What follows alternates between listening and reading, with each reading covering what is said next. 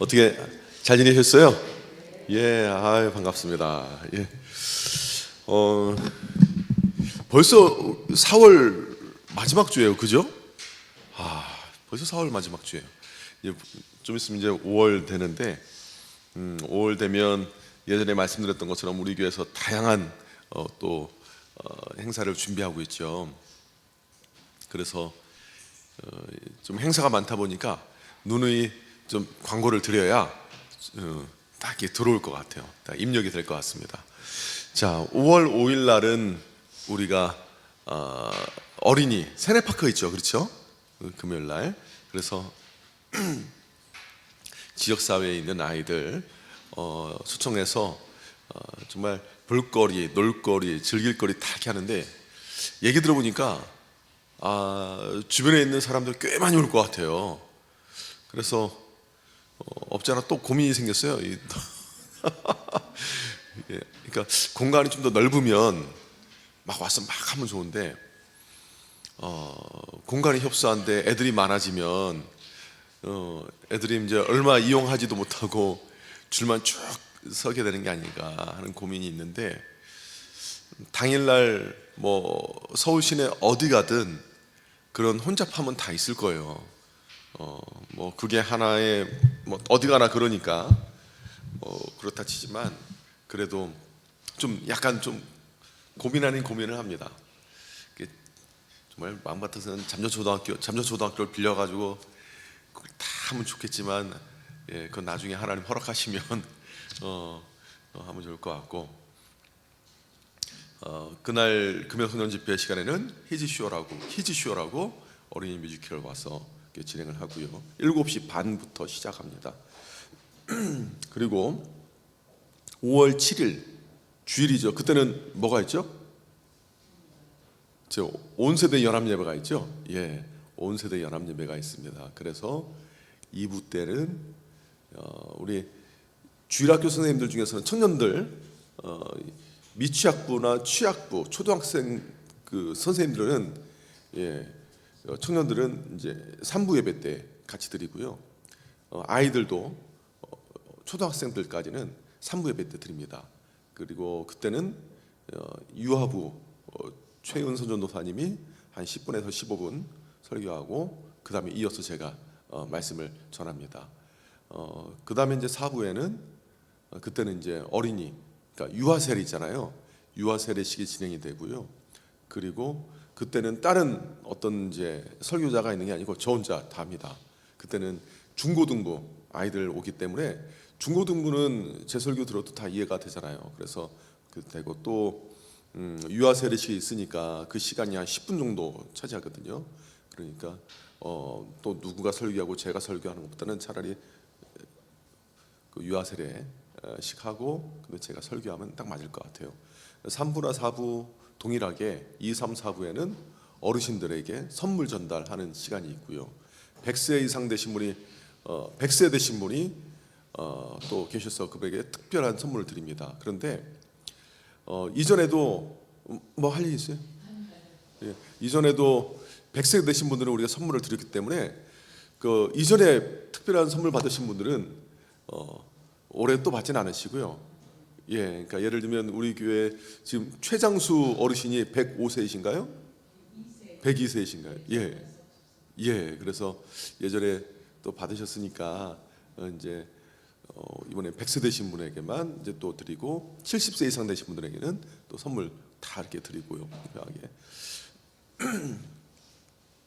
5월 7일 날 그게 진행을 하면, 5월 10일 날은 새세민 축제 이성미 씨 오셔서 말씀 전하고, 그때 일은 아시죠? VIP를 모시고, 이게 본당에서 합니다. 본당에서, 비전센터가 아니라 본당에서 하는데, 모시고 오면 오시는 길에 다 안내가 될 거예요. 그 사진도 찍고 새가족 선물도 받고, 그리고 좀 일찍 오셔서 시간이 남으면 거기 테이블 같은 거 마당에다 해놓을 테니까 거기서 뭐 다가도 좀 즐기시던가, 그러면서 이제 복음도 들으시고, 그리고 이제 집회 시간에 집회하시고 나서 나가실 때 그때 뭐 사진 찍으실 수 있으면 사진 찍어도 되는데, 저희가 이 식당하고, 그렇죠? 식당하고 야외 테이블하고, 그러니까 1층 우리 앞마당 있지 않습니까? 그쪽에 테이블하고 해서 다과하실 수 있는 시간을 좀 마련하려고 하는데 그때 전복팀이나 갈림김 팀이 좀 안내를 하면 그분들이 혹시 제가 잠깐 뭐 이렇게 좀 앉아서 얘기도 될까요? 그러면 우리는 또 짜고 치는 걸 잘하잖아요. 그러시라고 그러면 그분들이 상황 맞게 5분이나 10분이나 복음을 증거할 겁니다. 그 테이블들로. 그래서 그분들이 자연스럽게 복음을 접할 수 있도록 그렇게 진행이 될 겁니다. 그리고 5월 10일 날 새생명전도 축제, 새생명 축제 그날 행사 끝나고 나면 이제 5월 14일 날 주일 날에 또 우리가 주일 맞게 새생명 축제 또 진행이 되고요. 말씀드린 것처럼 5월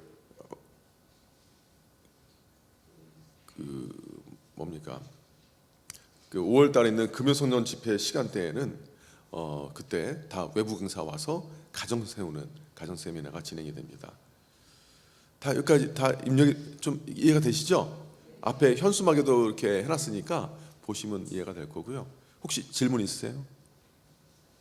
없으시죠? 예. 예. 혹시 주일날 목장 모임 하신 분 계시는가요? 목장 모임 하시는 주일에 평일날 하시나요? 예, 알겠습니다. 주일 오후에 시간을 좀 알차게 잘 보내야 되는데 그 부분에서 지금 고민 중에 있어서 잠깐 여쭤봤어요. 자, 말씀 보겠습니다. 말씀은 로마서 1장 1절에서 7절까지 말씀. 로마서 1장 1절에서 7절까지의 말씀입니다. 우리 함께 읽도록 하겠습니다.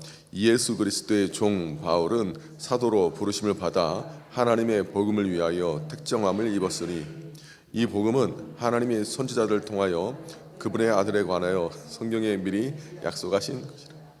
그의 아들에 관하여 말하면 육신으로는 다윗의 혈을 통해서 나셨고 성결의 영으로는 죽은 자들 가운데서 부활하사 능력으로 하나님의 아들로 선포되셨으니 곧 우리 주 예수 그리스도시니라. 그로 말미암아 우리가 은혜와 사도의 직분을 받아 그의 이름을 위하여 모든 이방인 중에서 믿어 순종하게 하나니 너희도 그들 중에서 예수 그리스도의 것으로 부르심을 받은 자니라. 로마에서 하나님의 사랑하심을 받고 성도로 부르심을 받은 모든 자에게 하나님 우리 아버지와 주 예수 그리스도로부터 은혜와 평강이 있기를 원하노라. 아멘. 지금 로마서 말씀 지난주부터 이제 보기 시작했고 또 저도 지금 주일부터 이제 돌아오는 그 주일 설교 준비를 하고 있는데 로마서 말씀이 설교로는 참 쉽지가 않아요. 스토리가 있는 것도 아니고 말씀 듣는 분의 입장에서 보면 좀 어려울 수 있어요. 그래서 제가 한번 로마서 한번 통독 한번 쭉 해보시지 않겠습니까? 라고 이제 주일날 말씀드렸잖아요.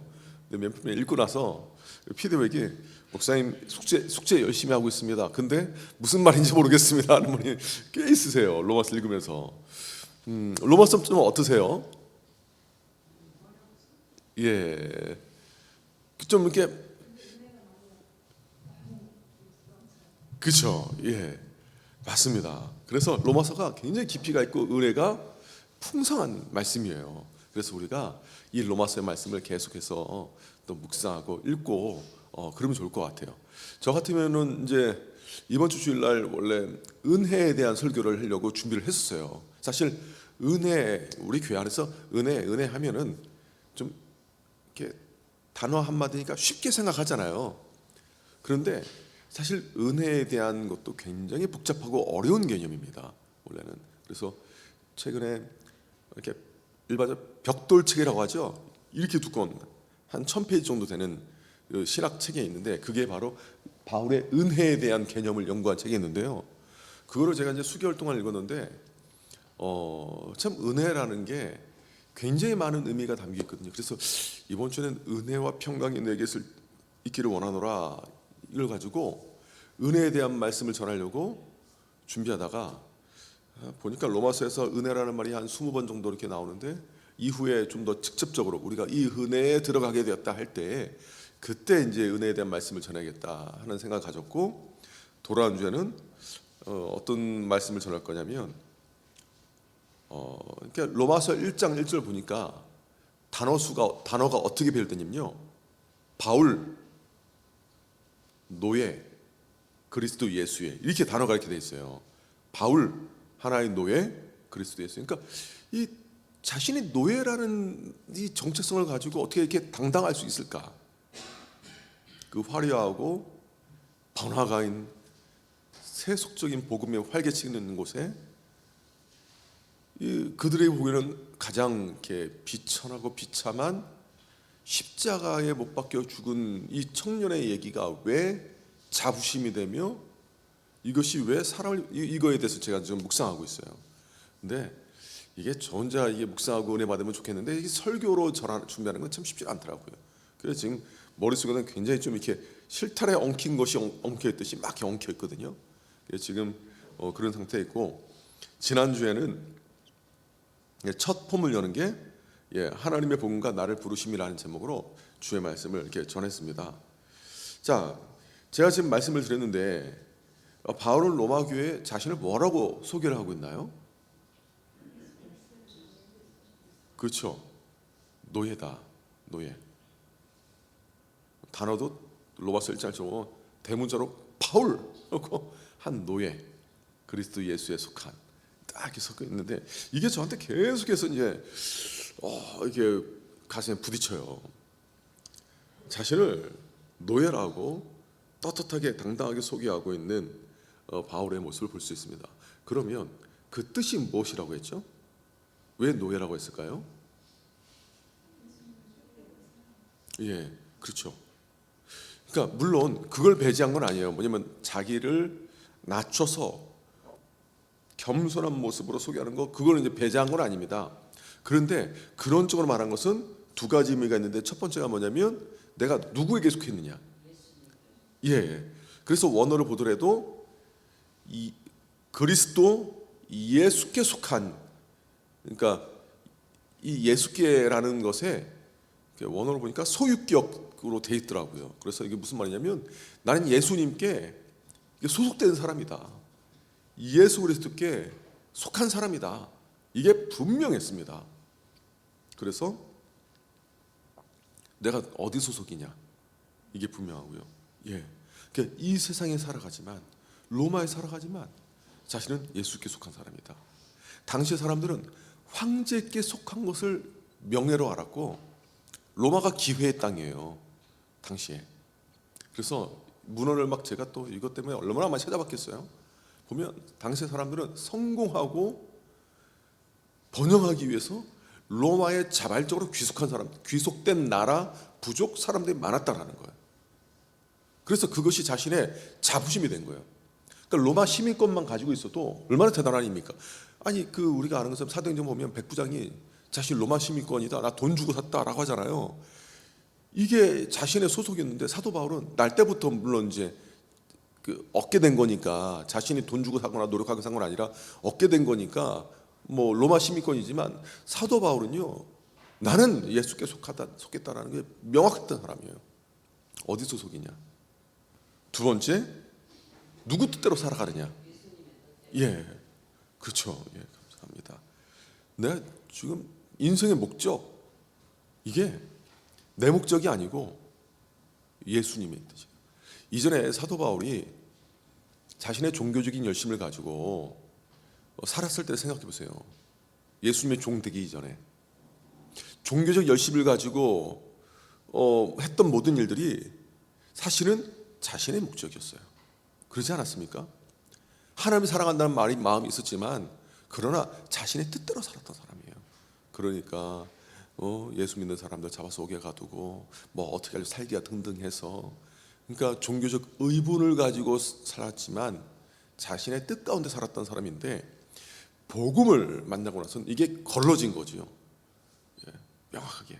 그래서 내가 하나님의 사람으로서 주의 뜻대로 살아간다. 그래서 이 복음을 위하여 내가 따로 부르심을 받았다. 이게 명확한 사람이지 않습니까? 자, 그러면 바울이 당당하게 자신을 그리스도의 노예라고 밝힐 수 있었던 이유가 뭐냐? 왜 그랬죠? 아, 그렇죠. 아, 이거 뭐 제가 목자 교육 안 해도 되겠네 지금 보니까. 예, 예, 맞아요. 지금 복음에 대한 감격, 복음이 그를 완전히 변화시켰기 때문입니다. 예, 복음. 복음이 뭔가요? 바울에게.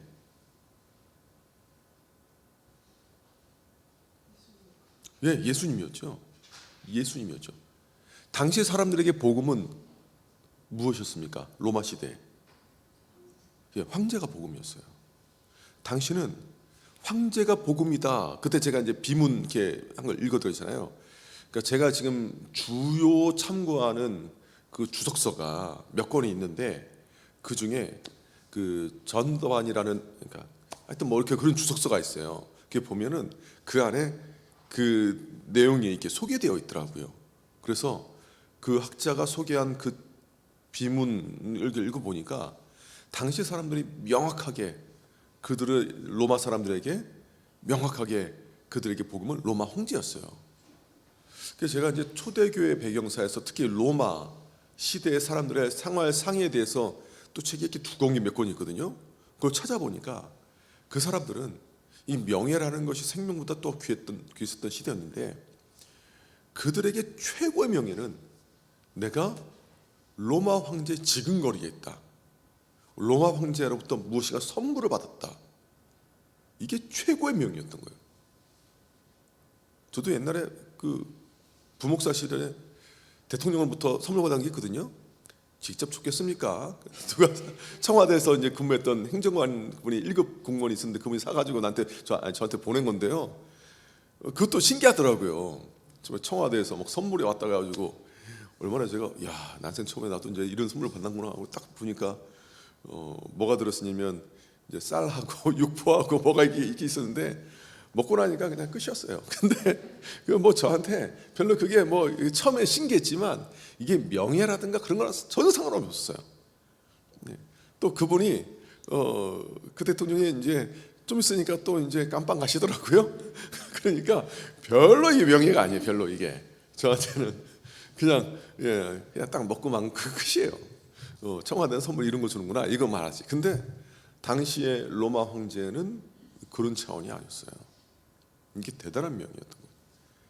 황제가 복음이었던 시절에 온 천지를 주관하시는 하나님, 그 하나님께서 나에게 다가오셔서 나를 이렇게 변화시켰다라는 것 자체가 바울에게는 예수님이 복음이라는 게 너무나 감격이 됐던 거예요.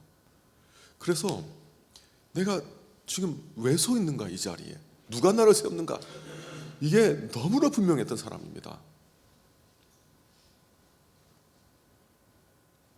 지금 목회자나 저도 마찬가지예요. 이 감격이 있을 때 사명을 온전히 이뤄갈 수 있어요. 누가 나를 세웠는가? 누가 나를 세웠는가? 이거 잃어버리면 또 엉뚱한 것이 내 마음에 자리하게 됩니다. 그러니까 우리가 그리스도께 속한 사람인데, 그리스도께 속한 사람인데 내가 큰 교회에서 사역한다고 자존감이 높아지고, 작은 교회에서 사역한다고 자존감이 낮아지고, 유명한 목사라고 해서 자존감이 높아지고, 무명의 목사라서 자존감이 낮아지고, 인간적으로 보면 이해가 되지만 복음의 원리에서 보면 참 안타까운 일이잖아요, 그렇죠? 예. 그래서 저의 그 근원적인 그 정체성은 물론 잠실세례교 담임 목사라는 것이 귀하지만 이게 저의 근본적인 정체성은 정말 저한테는 안 돼요. 저는 그리스도의 노예라는 것이, 제가 뭐 왕십리교회 전도사로 있을 때나 이민교회에서 그 교육목사로 있었을 때나 오륜교회나 수영노교에 있었을 때나 지금이나 별 차이가 없어요. 그래서 저에게는 이게 정체성입니다. 일단 하나님께서 복음을 위하여 세우신 목회자다. 그런데 나는 그리스도의 노예이다. 이게 우리 가운데 분명한 정체성이 돼야 돼요. 우리도 제가 이렇게 말씀드리는 이유는 뭐냐면 우리 그 목장님들이나 목원들에게도 이게 마찬가지입니다. 내가 지금 어느 지역에 살고 있느냐, 이게 내 정체성이 아니에요. 세상 그렇죠. 예, 세상에 있는 복음은, 그러니까 로마의 복음, 보니까 서울의 복음, 강남만의 복음, 뭐 그런 게 있잖아요. 강남에 진입했다. 뭐 어느 대기업에 진입했다. 뭐 그거 솔직히 이 사회에서 말하는 복음 아닙니까? 건물주다. 요새 우리 아들이 꿈이 건물주가 꿈인데 너 진짜 이거 아니야 막 이렇게 요즘 얘기하고 있어. 그러니까 우리 아들 막 헷갈려 해요. 처음에 그때는 신천교였을 때 신천교회 담임 목사가 꿈이라고 했다가 제가 그거 안 된다. 그 다음에 개그맨 되겠다. 너 그거 안 된다. 뭐 자꾸 안 된다고 하니까 얘 지금 정체성이 좀 이렇게 그럼 뭐 해야 되냐고. 한동안 건물주 했을 때 그냥 웃고 넘기다가 야 너 말씀 이게 로마서 이 강남의 복음 이거 안 된다고. 자, 여담인데 하여튼 이게 내 복음이 돼서는 안 되는 거죠. 내가 예수 믿는 사람이라는 거, 주님께서 나를 구별하여 부르셨다라는 거, 이게 내 정체성이 되는 겁니다. 제가 이번 주에 그 중심을 가지고 전할 말씀이 뭐냐면 로마에서 하나님의 사랑심을 받았다. 7절에 보면 로마에서 하나님의 사랑심을 받고 성도로 부르심 받은 너희들이라고 말하지 않습니까? 이게 로마 교인의 참다운 정체성이 돼야 되는 건데 이거 가지고 제가 이번 주 말씀을 전할 거거든요. 그런데 이게 내 정체성이 돼야 된다는 거죠. 이게 우리에게 복음인 거고. 자, 그러면 제가 이제 3번까지 이렇게 나갔어요. 당시에는 이 복음이라는 말이 사도 바울이 이 기독교적 용어로 복음이라는 걸 쓰기 전에 이미 있었던 일상 용어라는 걸 아시겠죠, 그죠? 예. 질문 있으세요? 없어요? 예, 알겠습니다. 복음이라는 건 일상 용어고요. 당시에 교회라는 말도 일상 용어라고 말씀드렸죠. 에클레시아라는 말이 기독교의 고유 명사가 아니었어요. 당시에 우리로 따지면 굳이 따지면 국회 뭐 이렇게 사람들 일반적으로 썼던 말이 그 에클레시아라는 말인데 그거를 쓴 거예요. 기독교에서. 그 사도란 말도 히브리어나 아람어 쪽 말고요. 그 그리스어 쪽으로 사도란 말도 사실은 일상 용어입니다. 그래서 예를 들면 그 마라톤 전투라고 들어본 적 있으신가요? 그리스하고 로마하고 막 전투했을 때 원래는 로마가 이길 수 없는 전투인데 막 그 그리스에서 막 이렇게 이겼어요. 그리스가 이겼어요.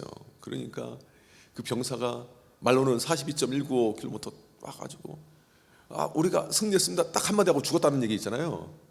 근데 그때 이게 이렇게 좋은 소식을 전했던 그게 이제 그 당시 말하는 이게 복음이었고 그리스식으로 그리고 그 말을 전했던 사람이 헬라어로 사도 바울이 썼던 사도란 말이랑 같은 말이에요.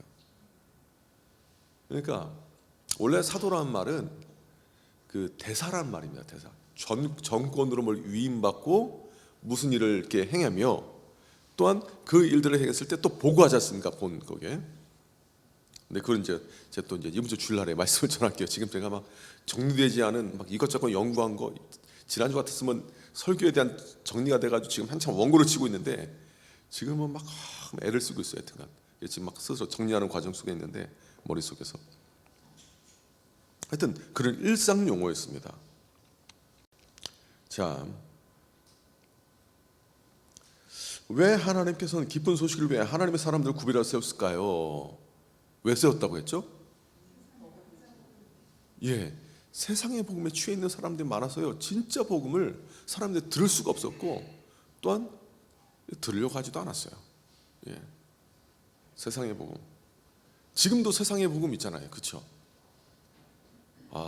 사람들이 얼마나 마음이 강팍한지 전도하려고 하면 사람들이 안 들으려고 그래요. 그래서 복음 전했을 때 그러니까 이렇게 어느 순간 갑자기 마음이 팍 열려서 그냥 순수하게 오신 분도 있지만 세상의 복음에 취해 있다 보니까 예수 믿으러 하면 소금 뿌리는 사람들 있지 않습니까? 마음속으로 소금을 뿌리든 진짜 뿌리든 간에 그 사람들 보면 세상 복음에 완전 취해 있는 사람들 너무 많아요. 그래서 인생에 뭐가 문제가 생겨야 예수 믿겠다고 다짐한 사람들 있잖아요. 세상의 복음이 깨지는 순간이죠, 자신의 인생 가운데. 그러니까 세상의 복음이 있기 때문입니다. 세상의 복음을 추구하기 때문이고. 혹시 우리 가운데 한번 점검해 보셔야 돼요. 나는 세상의 복음을 나도 모르게 은연 중에 추구하고 살아가고 있지 않는가. 물론 그 하나님의 복음을 우리가 추구하며 살아가는데 하다 보니까 하나님께서 물질 주실 수도 있어요. 안 주실 수도 있지만 주실 수도 있어요. 그걸 가지고 하나님의 영광에 살아가는 거하고 하나님 뜻 가운데 바르게 살아가는 거하고 세상의 복음을 추구하는 삶하고는 다른 거잖아요. 그렇죠? 그래서 나는 어떤가? 우리 자녀들은 무엇을 내가 지금 교육하고 있는가? 자녀들에게 그런 것도 문제 고민해 보셔야 되고, 나에게 복음이 뭐냐 한번 나눠보셨으면 좋겠어요. 특히나 이제 4번에 기초해서 5번은 좀 풍성하게 얘기를 좀 나눴으면 좋겠습니다. 그래서 그 유혹에서 벗어나지 못하는 경우 있잖아요. 제가 지난 그 주일날에 하여튼 어떤 젊은 분하고 얘기를 했는데, 이분은 자기는 그 바라는 여성상이 무조건 예쁜 여자래요. 무조건 예쁜 여자. 그리고 자기가 또 아들한테도 야 됐다, 무조건 예쁜 여자 만나야 된다. 그 세상의 복음에 찌들어 있는 거 아니에요, 그거? 세상의 복음에 찌들어 있는 거 아니에요. 세상적 관점을 왜 다른 기준 없고 왜 예쁜 여자면 되는 거예요? 근데 설교 얘기를 또 기가 막히게 또 인용을 하더라고. 또 들은 게 있어가지고 게다가 또 주일날 오후에 만났으니 또 들은 지 얼마 안 돼가지고 얼마나 또 이제 잘 알겠어요. 그래서 막 우린 그리스도의 노예다 막 하다가 이제 딱 본심이 나올 때는 난 예쁜 여자가 좋다고 그러네. 세상의 복음에 취해가지고 그냥. 그러니까 다양하게 이제 내가 뭐가 자랑거리가 되느냐. 뭐 이렇게 막 얘기 나눈 거 가만히 보니까 뭐 옷 입는 브랜드 얘기하고 막 그러는데, 있으면 입고 없으면 없는 대로 입는 거죠. 제가 이런 얘기하면 제 아내가 절대 얘기하지 말라 그러는데, 제가 주일날에 입는 정장 얼마짜리인지 아세요? 세트로 8만 원, 8만 원. 제일 비싼 게 제가 산 게 20몇만 원.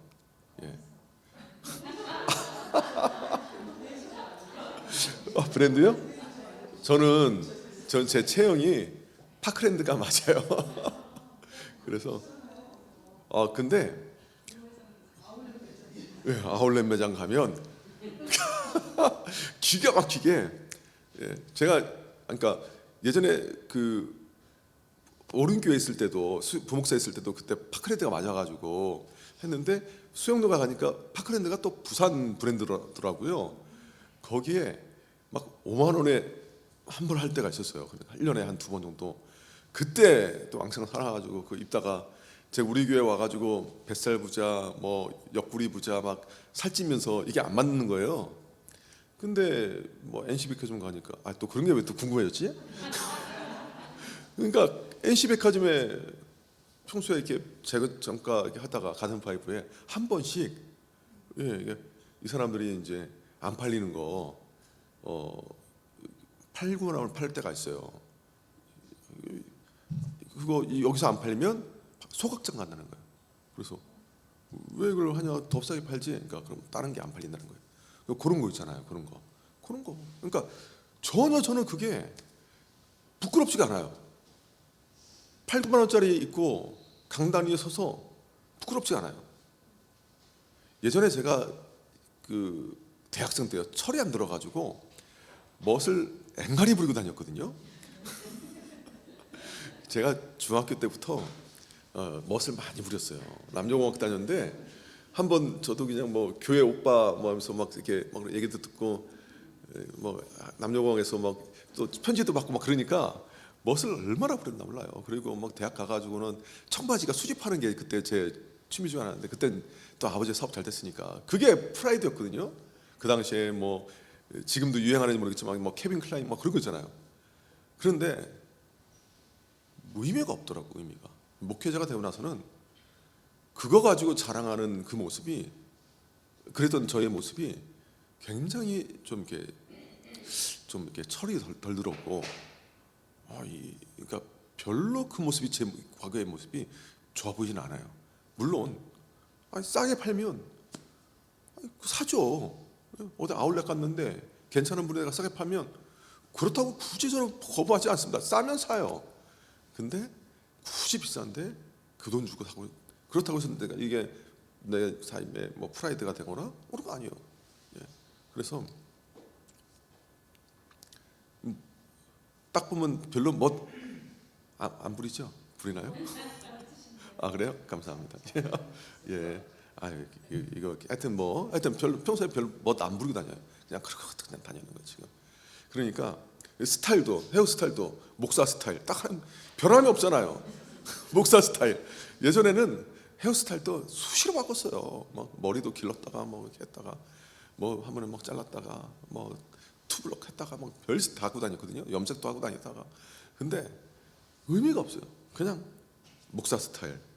제 딸이 보고 아빠 머리가 대머리 되는 것 같아요. 가르마 좀 바꿔요. 그러면 집안에서는 가르마 이렇게 바꾸고 있다가 딸 때문에 교회 올 때면 그러니까 의미가 없어요. 그러니까 다른 게 내가 걸치고 다니는 거, 내가 어떤 뭐 명함 내미는 거, 그게 제 정체성이 아니에요. 저에게 가장 자랑스러운 거는 내가 예수 믿는다는 게 가장 저에게 큰 기쁨이고 자랑이고, 이게 저한테는 복음 중에 복음이에요. 자, 그러면 우리는 혹시 내 안에 이렇게 물들어 있는 게 혹시 있지 않는가 점검을 해보셔야 돼요. 각자. 예. 자, 그러면 6번 문제 우리 함께 읽도록 하겠습니다. 우리에게는 복음에 대한 가슴 벅찬 감격이 있나요? 열정을 회복하여 구원의 기쁜 소식을 전해 주어야 할 가족, 친구, 이웃은 누구인지 함께 나누어 봅시다. 예. 이 부분도 우리 계속 매주마다 이제 결론은 거의 같죠. 지금 전도해야 된다는 얘기예요, 지금. 근데 이게 로마서의 또한 결론이기도 해요. 사도 바울이 지금 로마서 편지 쓴 이유가 뭡니까? 예? 그들을 복음으로 무장시키는 거 하나, 그래서 믿음 가운데 살게 하는 거 하나, 또 하나가 뭐냐면 스페인 선교의 동역자가 되려는 거. 나중에 보면 알겠지만 나를 서바나로 보내주길 원한다, 막 서바나 얘기 들어본 적 있죠? 서바나가 어떤 나라냐면 스페인이에요. 당시의 사람들은 스페인을 땅끝이라고 생각했거든요. 사도 바울은 이전까지 한 번도 로마라는 곳에 방문한 적이 없고 로마 교인들을 방문한 적이 없는데, 로마서를 통해서 그들을 복음으로 무장시킨 다음에 세상의 중심이라고 여겼던 로마에서 복음을 외치고, 땅끝이라고 말했던 스페인 선교에서 복음을 외치고 나왔던 것이 그의 삶의 목적이었습니다. 목표였고, 이게 나를 부르신 하나님의 뜻이라고 생각했습니다. 자, 그래서 이 부분에 대해서 우리도 세상의 중심인 잠실 한복판에서 복음을 외치고, 그리고 우리에게 땅끝은 어딘가요? 어떤 분은 그런 얘기해요. 남편이에요, 남편. 다른 사람 다 변하는데 이 인간만 안 변해요. 이 인간이 땅끝이에요 하는 분도 있는데, 그 각자 땅끝 있잖아요, 그죠? 시댁이 됐던 남편이 됐던 뭐 있던, 내가 생각할 때 이 사람은 정말 변화되지 않을 것 같다, 정말 멀리 있는 것처럼 느껴진다 하는 그 사람에게도 복음 전하는 것이 우리에게 주신 뭡니까? 사명이다 생각하시고, 이 말씀을 또한 우리가 읽었으면 좋겠습니다. 자, 오늘은 좀 일찍 끝냈는데 다음 주에는 첫 주잖아요, 그죠? 5월에. 그래서 우리 교구별로 진행이 되고, 제 다음 저기 이제 코로나 기간에 뭐 외부 뭐 이렇게 잘 안 나갔는데, 이번에는 이제 그 어느 대학교에서 뭐 좀 말씀을 좀 전해달라고 해서 그래서 제가 다음 주 수요일 날은 좀 여기는 없을 겁니다. 그래서 지방에 내려가 있을 거고, 그래서 이제 교구 목사님들이 이제 이렇게 말씀을 이렇게 하실 거고요. 고민 중에 이제 새생명전도 축제가 이제 그 다음 주잖아요, 그죠? 그래서 그 다음 주에 후속 주치 교구별로 하게 될 텐데, 그때도 교구별로 이 목자 모임을 해야 되는가, 이거는 뭐가 더 효과적인가 좀 고민 중인데 미리 또 말씀을 드리겠습니다. 기도하고 마치도록 하겠습니다. 하나님 아버지 감사합니다. 주님, 우리가 다른 것이 자랑이 아니라 내가 예수님 믿는다라는 거, 그리스도의 뇌라는 거, 하나님 아버지 그것이 우리에게 자랑이고 감격이길 원합니다. 잠시 있다가 사라지는 거, 썩어지는 거, 그걸로 기뻐하는 인생이 아니라 썩지 아니할 것으로 주시는 그 영원한 하나님의 은혜 가운데 하나님 아버지여 감격하며 살아갈 수 있는 우리의 인생이 되게 하여 주시옵소서. 우리 인생에 꽃이 피는 계절, 정말로 찬란한 그 은혜의 햇살 가운데 영혼의 기쁨을 누리는 인생의 봄은 예수님과 함께 할 때 일어나는 일인 줄 믿사오니, 나의 하나님 주님과 동행함으로 하나님 정말로 우리 인생에 주님께서 맺게 하시는, 그리고 주님께서 정성 들여 가꾸시는 우리의 영혼의 꽃이 우리의 삶에 기쁨이 되고 하나님께 기쁨 되게 하는 인생 되게 하여 주시옵소서. 감사드리오며 예수님의 이름으로 기도합니다. 아멘. 예, 감사합니다.